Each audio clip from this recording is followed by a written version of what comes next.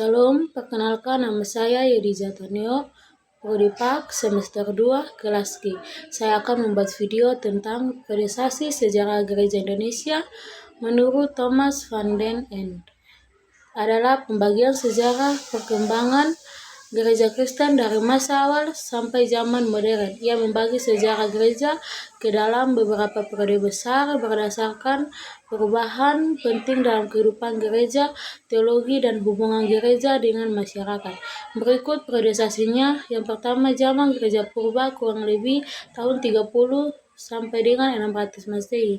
Ciri utama dimulai sejak kelahiran gereja setelah peristiwa Pentekost, penyebaran Injil oleh para rasul seperti Paul the Apostle, masa penganiayaan terhadap orang Kristen oleh Roman Empire, berkembangnya ajaran dan teologi gereja, lahirnya pemimpin gereja awal seperti Augustine of Hippo.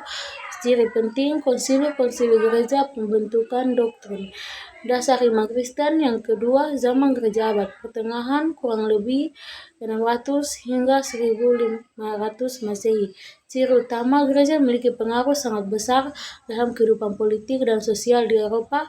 Kekuasaan Paus semakin kuat, munculnya biara-biara dan kehidupan monastik. Terjadi perpecahan antara gereja barat dan timur pada Erzgebirge.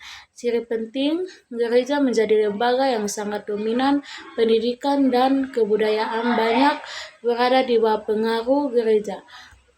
Yang ketiga, zaman reformasi, kurang lebih tahun 1500 hingga 1650 Masehi. Ciri utama, muncul gerakan pembaruan dalam gereja, dimulai oleh tokoh seperti Martin Luther, John Calvin, dan Huldrych Zwingli.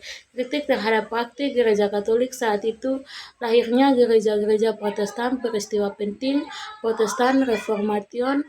Yang keempat, zaman gereja modern atau pekabaran Injil, kurang lebih 1650 hingga 1900 Masehi. Ciri utama, gerakan misi berkembang pesat ke berbagai benua, kekristenan menyebar di Asia, Afrika, dan Amerika. Muncul organisasi misi tokoh penting, William Carey yang dikenal sebagai bapak pekabaran Injil modern. Yang kelima, zaman gereja kontemporer, dimulai dari tahun 1900 hingga sekarang. Ciri utama, perkembangan gerakan ekumenes, persatuan gereja. Gereja menghadapi tantangan modern seperti sekularisasi, pertumbuhan gereja di negara berkembang, termasuk Asia dan Afrika. Organisasi penting, World Council of Churches. Kesimpulan, menurut Thomas van den End, sejarah gereja berkembang melalui 5 tahap besar. Yang pertama, gereja purba. Yang kedua, gereja abad pertengahan. Yang ketiga, reformasi. Yang keempat, zaman misi gereja modern. Yang kelima, gereja kontemporer. Pembagian ini membantu memahami bagaimana gereja berkembang dari komunitas kecil pada zaman rasul hingga menjadi agama global saat ini.